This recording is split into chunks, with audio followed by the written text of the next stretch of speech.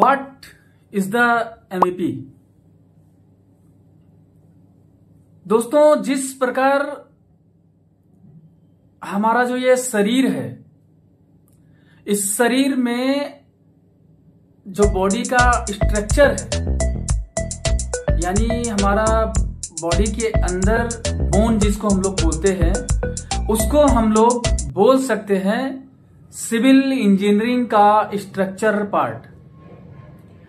और इस बॉडी के ऊपर जो हमारे मांसपेशियां हैं, हमारा स्किन है, हम कितने काले हैं, हम कितने गोरे हैं, और हमारा जो ब्यूटिफिकेशन है वो कैसा है, एस्थेटिक पॉइंट ऑफ व्यू, इसको हम लोग बोल सकते हैं सिविल इंटीरियर या फिर सिविल का फिनिशिंग पार्ट। लेकिन कभी आपने सोचा है कि इस हड्डी यानी कंकाल के ऊपर मांसपेशियों का बनना और स्किन होने के अंदर जो, यानी कि मैं अभी जो बोल पा रहा हूं, जो आवाज आ रहा है वो, जो मैं देख पा रहा हूं आंखों से वो, और जो सांसें ले रहा हूं वो, और हमारे बॉडी में जो हार्ट है, जो ब्लड सर्कुलेशन पूरे बॉडी में कर रहा है वो, ये अगर हम इंजीनियरिंग भाषा में बोलें तो इसको क्या बोलेंगे। दोस्तों, आज मैं इसी टॉपिक पे बात करूंगा। इस पार्ट्स को बेसिकली अगर बोला जाए तो अगर हम इसको एमईपी सर्विसेज बोलेंगे तो गलत नहीं होगा। एमईपी सर्विसेज वो सर्विसेज है जो किसी भी बिल्डिंग के अंदर जान डालता है। यानी कि जिस कोई भी बिल्डिंग हो, कोई भी कमर्शियल बिल्डिंग हो, हाई राइज बिल्डिंग हो, उस बिल्डिंग के अंदर अगर जान डालने वाला कोई चीज है तो वो उसको हम बोलते हैं एमईपी सर्विसेज। एमईपी सर्विसेज के बारे में हम अभी एक एक टॉपिक को कवर करेंगे फुल डिटेल में, और मुझे उम्मीद है कि ये वीडियो आपको बहुत ही पसंद आने वाला है। एमईपी, यम का मीनिंग अगर फुल फॉर्म देखेंगे तो उसको हम बोलते हैं मैकेनिकल, ई बोल सकते हैं हम इलेक्ट्रिकल, और पी बोले तो प्लम्बिंग, यानी कि मैकेनिकल, इलेक्ट्रिकल, प्लम्बिंग। ये तीनों चीजें दोस्तों किसी भी कमर्शियल बिल्डिंग का वो पार्ट होता है जो बहुत ही जरूरी और इसेंशियल होता है। किसी भी इसेंशियल इंजीनियरिंग का अगर बैकबोन बोले तो ये बैकबोन ये तीनों पार्ट्स ही हैं, MEP, mechanical, electrical, plumbing. Because अगर ये तीन इंजीनियरिंग अगर आपके किसी भी कमर्शियल या किसी भी बिल्डिंग या किसी भी ऑपरेशनल कंपार्टमेंट या डिपार्टमेंट्स या कोई भी जो हमको सोशल या फिर ऑफिसेस वगैरह आप बोल सकते हो, उसमें अगर ये तीनों चीजें नहीं है तो मैं बोलता हूं कि वो पार्ट, वो कमर्शियल बिल्डिंग 100% डेड है। यानी कि वो मरा हुआ आदमी है, उसके अंदर जान नहीं है। अगर जान है तो ये तीनों चीजें उस आदमी या फिर वो बिल्डिंग के अंदर होना ही चाहिए। Mechanical system, comfort and air quality.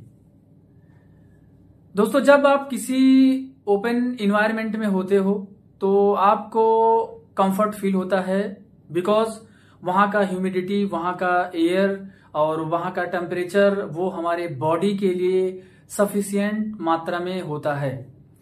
लेकिन जैसे ही आप किसी इनक्लोज बिल्डिंग में जाएंगे या किसी एक रूम में जाएंगे तो आपको सफोकेशन फील होगा, आपको टेम्परेचर इशू हो सकता है, बॉडी में हीटिंग इशू हो सकता है, लाइक स्वेटिंग जिसको पसीना बोलते हैं, और आपको वहां पे अच्छा फील नहीं होगा और कंफर्ट फील नहीं होगा। इसका मतलब है वहां पे आपको एयर, टेम्परेचर, ह्यूमिडिटी, ये वहां पे रिक्वायरमेंट्स यानी कि जो क्वांटिटी या जो सफिशिएंट मात्रा में होना चाहिए वो वहां पे अवेलेबल नहीं है। तो इस चीज को मैनेज करने के लिए जो मैकेनिकल सिस्टम होता है वो किसी बिल्डिंग के अंदर वहां का टेम्परेचर, वहां का ह्यूमिडिटी, वहां का एयर फ्रेशनेस ये कंट्रोल करता है, जिससे वहां के एम्प्लॉय या हम कंफर्ट फील करते हैं। तो इसको बेसिकली तीन पार्ट्स में हम बोल सकते हैं। अगर हम पहले बात करेंगे तो मैकेनिकल का मेजर पार्ट्स होता है बिल्डिंग में एचवीसी सिस्टम। एचवीसी सिस्टम क्या होता है, इसको हम बोलते हैं heating, ventilation and air conditioning. दोस्तों, ये एसी जिसको बोलते हैं वो उसी का एक एचवीसी सिस्टम है वो। अगर दूसरा बात करें हम लोग तो एयर डिस्ट्रीब्यूशन बोलते हैं। एयर डिस्ट्रीब्यूशन क्या करता है, circulating the air to manage the humidity, यानी कि जो वाटर कंटेंट होता है, एयर एम्बिएंट टेम्परेचर होता है, वो एयर फ्रेशनेस यानी कि एयर डिस्ट्रीब्यूशन के थ्रू ही मेंटेन हो पाता है। और हम लास्ट बात करें तो बिल्डिंग ऑटोमेशन, यानी कि अगर ये सारा मशीनरी, ये सब इंजीनियरिंग या टेक्निक्स अगर हम किसी बिल्डिंग में डालेंगे तो उसको अगर मैनुअली ऑपरेट करोगे तो वहां का जो खर्चा है वो काफी ज्यादा आता है, क्योंकि मैनुअल ऑपरेशन में कहीं ना कहीं ह्यूमन एरर होता है और उसका कॉस्ट जो है ओवरऑल वहां की सोसाइटी या वहां के बिल्डिंग ओनर पे ही आता है। तो ये सब चीजें से अवॉइड किया जा सके, जो वहां की सेविंग हो, एनर्जी सेविंग हो, उसके लिए यूज होता है बिल्डिंग ऑटोमेशन सिस्टम। और ये जितना भी मैकेनिकल इक्विपमेंट्स होता है आज के टाइम पे जो है सब कुछ ऑटोमेशन सिस्टम है और ऑटोमेटिकली कंट्रोल किया जाता है by the building management system. दोस्तों, किसी बिल्डिंग का अगर लाइफ लाइन की बात करें तो लाइफ लाइन को हम इलेक्ट्रिकल सिस्टम ही बोलते हैं, क्योंकि ये पावरिंग एंड जो है प्रोग्रेस, यानी कि आप सोचो करंट, यानी कि बॉडी में करंट हो या फिर बिल्डिंग में करंट हो, ये दोनों बहुत ही जरूरी है। अगर हम इलेक्ट्रिकल सिस्टम की बात करें तो इसको हम बोल सकते हैं पावर डिस्ट्रीब्यूशन और lighting and data and security. ये जो है तीनों डिपार्टमेंट्स, बेसिकली डिपार्टमेंट्स नहीं बोलेंगे, 3 वर्टिकल बोलेंगे। पावर डिस्ट्रीब्यूशन क्या होता है, किसी बिल्डिंग में अगर हम हाई टेंशन लाइन के थ्रू जब कनेक्शन लेते हैं तो फिर हम उसको एलटी में कन्वर्ट करते हैं। देन हमारा जो इलेक्ट्रिकल रूम होता है जहां पे हम पैनल्स रखते हैं और वहां से बस बार के थ्रू हम through out the entire building her floor पे कितना कितना एम्पियर का टाइप ऑफ हमको प्रोवाइड करना है, जिसको हम आइसोलेटर या एमसीसी भी बोल सकते हो आप। तो सारे फ्लोर यानी सारे फ्लोर्स पे पावर डिस्ट्रीब्यूशन करना, कितना कितना करंट एम्पियर का जो भी वहां का रिक्वायरमेंट्स है वो देना, इसको हम बोल सकते हैं पावर डिस्ट्रीब्यूशन। और सेकंड जो है जिसको हम बोल रहे हैं कि लाइटिंग सिस्टम। लाइटिंग सिस्टम क्या है, ये जनरली पब्लिक प्लेस के लिए होता है, ये डिजाइन में भी हो सकता है as per our requirement, as per client requirement, as per public requirement. जो लाइटिंग सिस्टम होता है वो ऑफिसेज में लाइट को लक्स लेवल मेंटेन करने के लिए लगाया जाता है। ये एस्थेटिक पॉइंट ऑफ व्यू अलग अलग टाइप के लाइट्स यूज होते हैं। उसके बाद दोस्तों लास्ट हम बोलते हैं अगर कि डेटा एंड आईटी सेक्टर का, तो कोई भी ऑफिस लो, कोई भी कॉर्पोरेट बिल्डिंग ले लो, हर जगह पे हर ऑफिस के खुद के सर्वर रूम होते हैं, यूपीएस रूम होता है। सर्वर रूम के लिए आप देखेंगे तो लो वोल्टेज करंट का जितना भी डिवाइसेस होते हैं, इलेक्ट्रिकल इक्विपमेंट्स होते हैं, वो सब के लिए भी इलेक्ट्रिकल का ही यूज होता है। तो बेसिकली आपको समझ में आया होगा कि आप एग्जांपल लो, एक बड़ा सा फ्लोर प्लेट है, वहां पे वर्क स्टेशन है, हजारों लोग बैठ के काम करते हैं, हर डेस्क पे करंट आना चाहिए, लैपटॉप चार्जिंग करना है, मोबाइल चार्जिंग करना है या पीसी में करंट आना चाहिए, आप काम कर पाओ। तो यहाँ पे आपका जो भी है रॉ पावर हो गया, जो भी बिल्डिंग के थ्रू हम प्रोवाइड कर रहे हैं, उसके बाद यूपीएस पावर हो गया, जो हम बिल्डिंग का यूपीएस पावर है ताकि लाइट फ्लक्चुएशन ना हो करके। तो तीसरा हमारा जो है वॉइस एंड डेटा का हो गया। यानी ये सब जो हम प्रोवाइड करते हैं किसी एक वर्क स्टेशन पे किसी एम्प्लॉय को काम करने के लिए, ये सब हमारा जो है इलेक्ट्रिकल सिस्टम में ही आता है दोस्तों।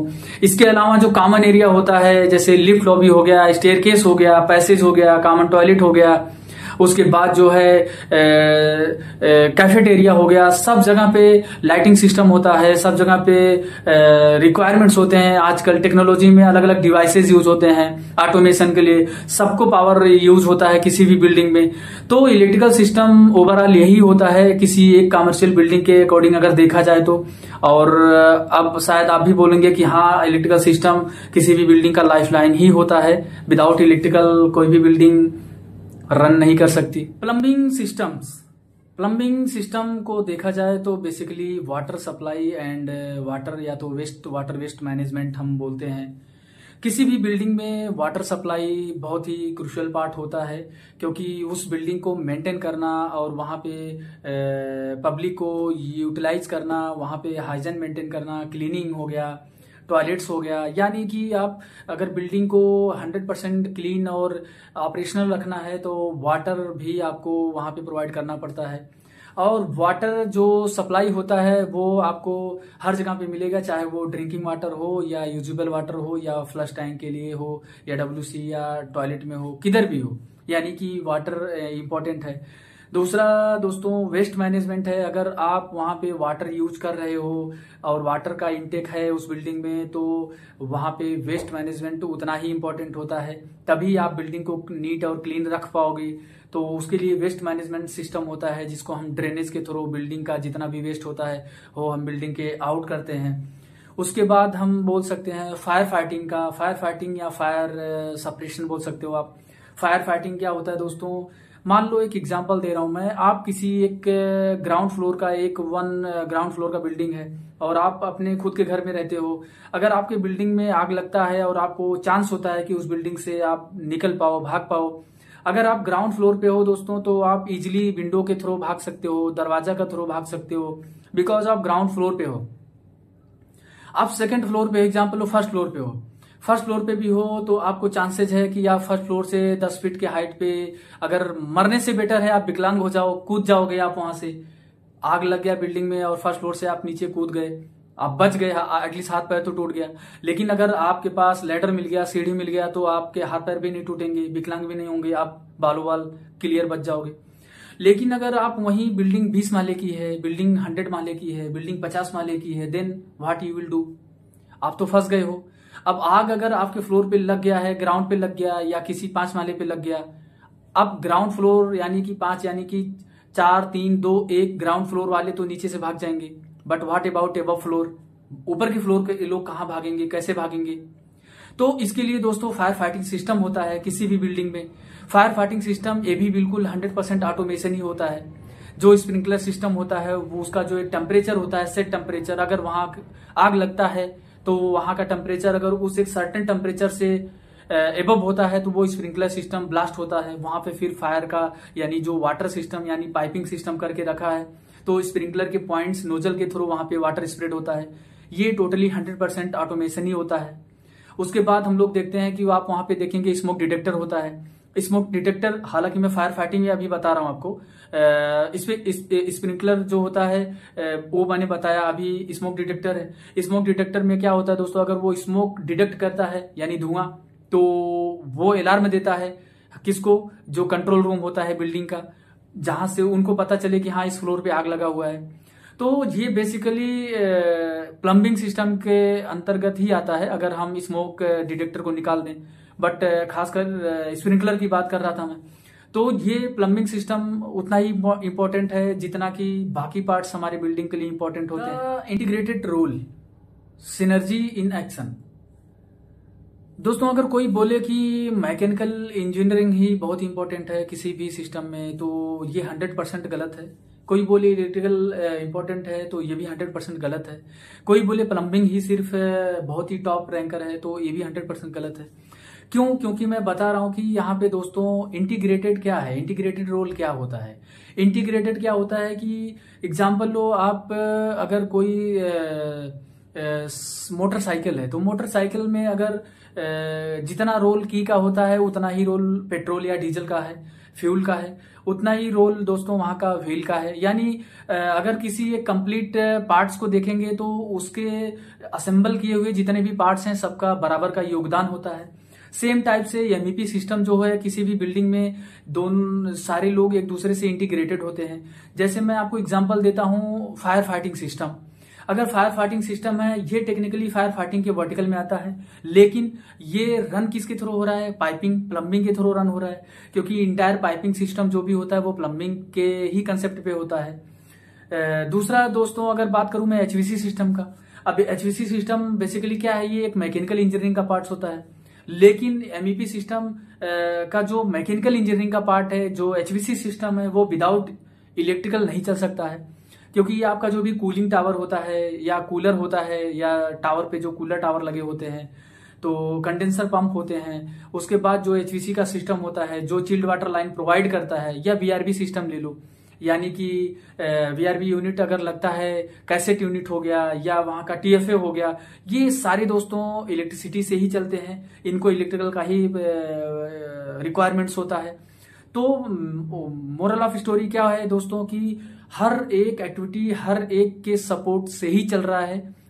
दैट्स वाई हम लोग इनको बोलते हैं इंटीग्रेटेड, मतलब कंबाइन सिस्टम है जो है। तो बेसिकली ये 3 कोई भी पार्ट्स हो सब इंपॉर्टेंट्स हैं बिल्डिंग को रन करने। लास्ट पॉइंट की बात करूं तो non negotiable safety and compliance, ये वो पार्ट्स है दोस्तों किसी भी बिल्डिंग का जो 100% किसी भी बिल्डिंग ओनर को या डेवलपर को फॉलो ही करना पड़ता है। अगर हम सेफ्टी नॉर्म्स की बात करें तो वहाँ पे जो भी है फायर अलार्म्स हो गया, स्प्रिंकलर सिस्टम हो गया, एंड वहाँ का लाइटिंग, इमरजेंसी लाइटिंग हो गया, ये दोस्तों 100% किसी भी डेवलपर को फॉलो ही करना होता है। दूसरा हो गया हमारा जो है दोस्तों बिल्डिंग स्टैंडर्ड, यानी बिल्डिंग स्टैंडर्ड कोड, यानी कि उस बिल्डिंग के अंदर या जो भी सिस्टम बन रहा है, जो भी बिल्डिंग का सिस्टम हो रहा है, वो सब किसी ना किसी कोड वहाँ का जो लोकल गवर्नमेंट है वह, या फिर आप नेशनल ले लो या फिर इंटरनेशनल ले लो, ये सारे गाइडलाइन होते हैं और गाइडलाइन के अकॉर्डिंग ही बिल्डिंग डिजाइन होता है, वहाँ का MEP सर्विस डिजाइन होता है। और लास्ट बात करें हम लोग की हेल्थ स्टैंडर्ड का, तो हेल्थ स्टैंडर्ड के लिए दोस्तों वहाँ पे हाइजीन मेंटेन करने के लिए वहाँ का जो है प्रॉपर वेंटिलेशन होना चाहिए और वाटर सैनिटेशन होना चाहिए, यानी कि ताकि वहाँ का नीट और क्लीन मेंटेनेंस हो। तो ये काफ़ी इंपॉर्टेंट पार्ट है जो कंप्लायंस में आता है और सेफ्टी नॉर्म्स में आता है, जहाँ पे निगोशिएशन करना पब्लिक के लिए डायरेक्ट इम्पैक्ट करता है। अगर ये इम्प्लीमेंट या ये चीज़ें किसी भी बिल्डिंग या किसी भी हाई रेजिडेंशियल टावर में फॉलो नहीं होगा तो वो बिल्डिंग में ना तो कोई जाके घर खरीदेगा, ना ही कोई ऑफिस खरीदेगा, ना ही कोई काम करने के लिए जाएगा, क्योंकि ये सब फॉलो नहीं होगा तो हेल्थ के लिए इशू हो जाता है। तो ये बेसिकली था टोटल सिस्टम आज के वीडियो में MEP का। आई होप ये वीडियो आपको पसंद आया होगा। और दोस्तों ये मेरा खुद का एक्सपीरियंस है जो मैं आप लोगों के साथ शेयर कर रहा हूँ। और अगर ये वीडियो अच्छा लगा है तो आप बाकी लोगों के साथ शेयर करो, दोस्तों को कुछ ना कुछ उनको लर्निंग मिलेगा, जानकारी मिलेगा। और ऐसे ही वीडियो मैं मेरे चैनल पे लेके आने वाला हूँ कंटिन्यूअस, और सपोर्ट करो। ऐसा ही आप लोगों का सपोर्ट मुझे मोटिवेशन मिलता है और नया वीडियो बनाने के लिए। थैंक यू दोस्तों, जय हिंद, जय भारत।